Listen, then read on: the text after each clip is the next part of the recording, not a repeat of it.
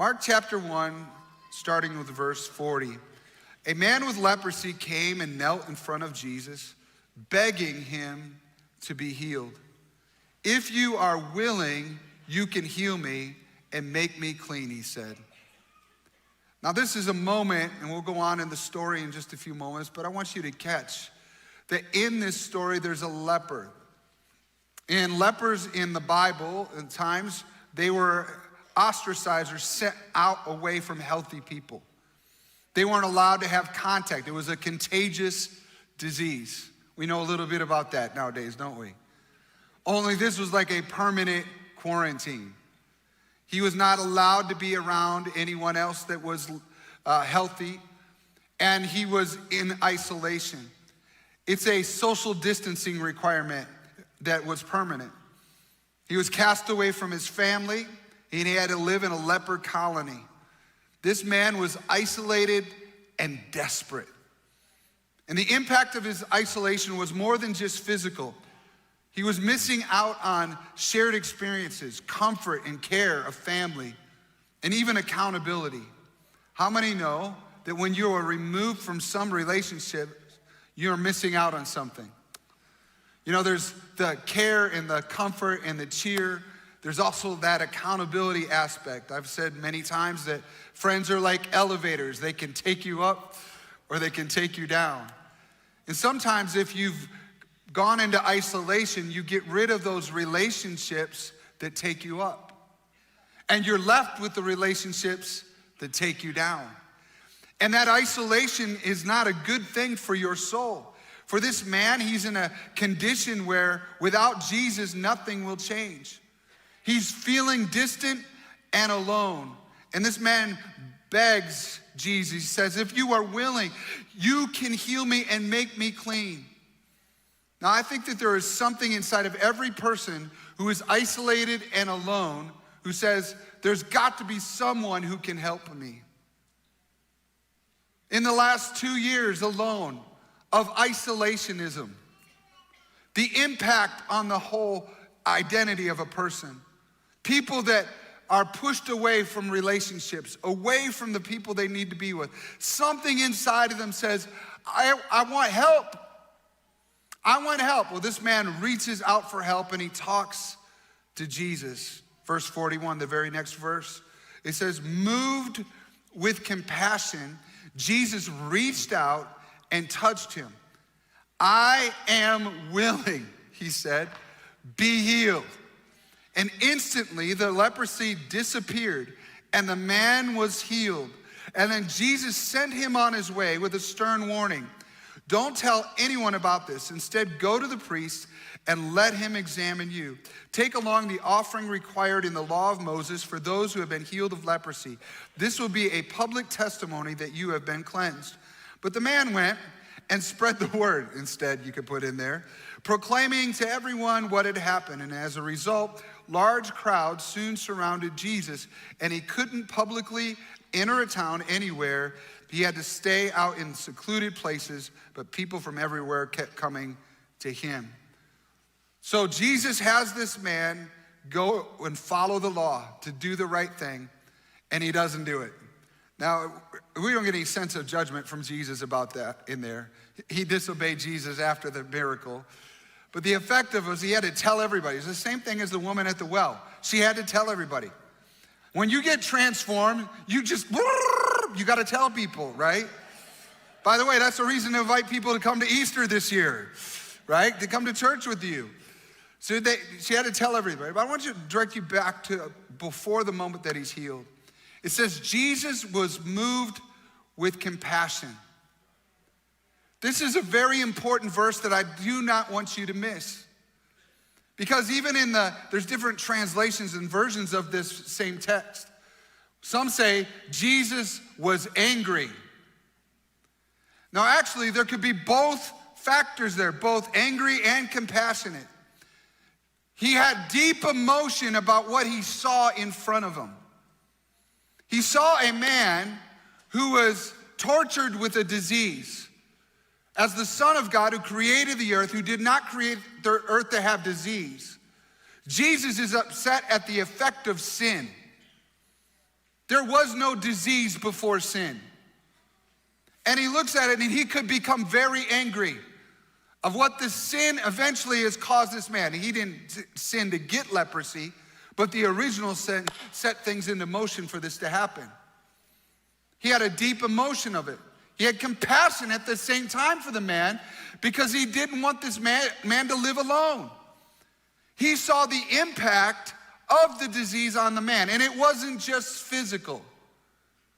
It was emotional, it was internal. This man was away from everyone he loved. He was disconnected from regular relationships because of the condition that he had. Jesus had so much emotion about this.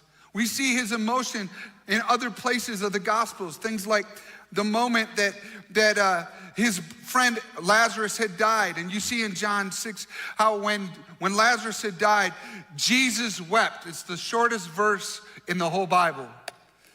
He wept. He had emotion.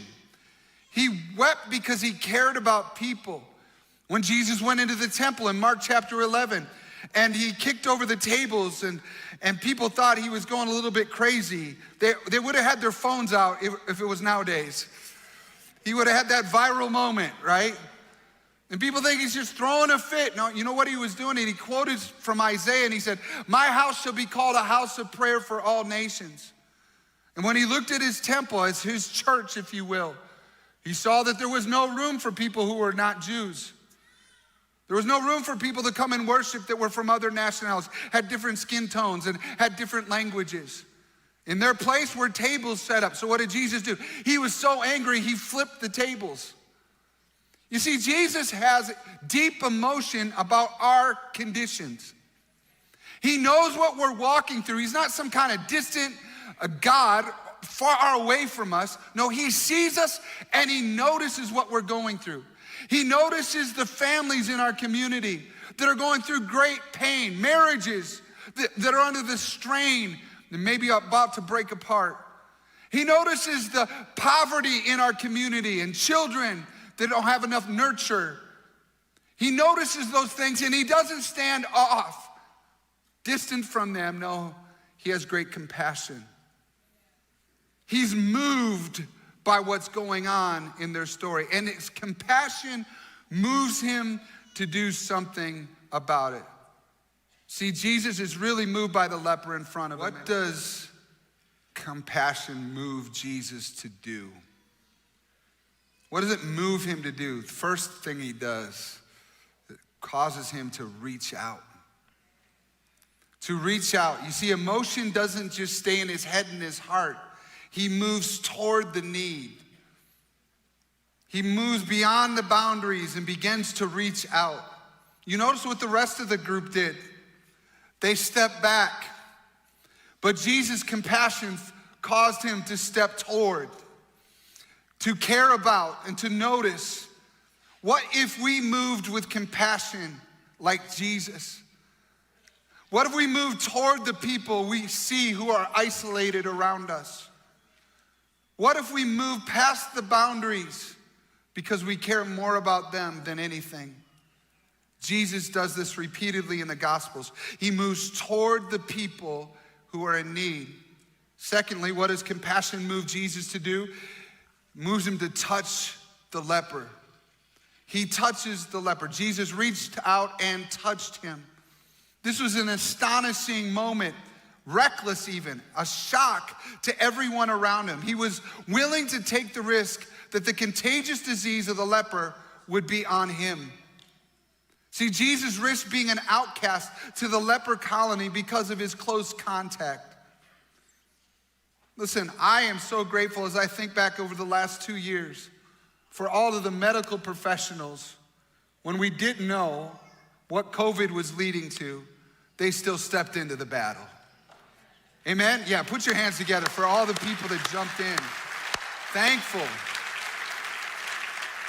I'm thankful just as much for teachers that have gone to school. I'm thankful for people that have gone and delivered me Uber meals. I'm thankful for people that move beyond and they're willing to touch. They're willing to go somewhere with it. Jesus risked being an outcast himself by reaching out and touching this man. Jesus' burden for the man was stronger than the fear of rejection by people. His burden was bigger than his fear. When I was at North Central University, I used to teach a class called Youth Homiletics, preaching to teenagers. And every semester, I would get a new group of students that would come in, and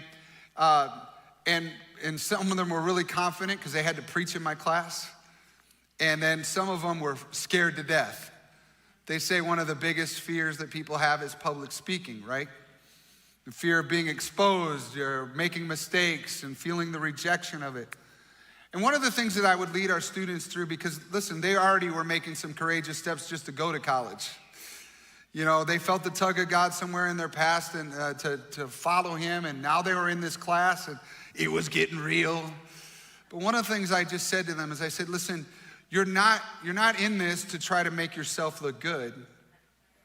That's not what this is about. When you preach, you got to be willing to make mistakes. Any of you that have heard me preach over time, I stutter quite a bit.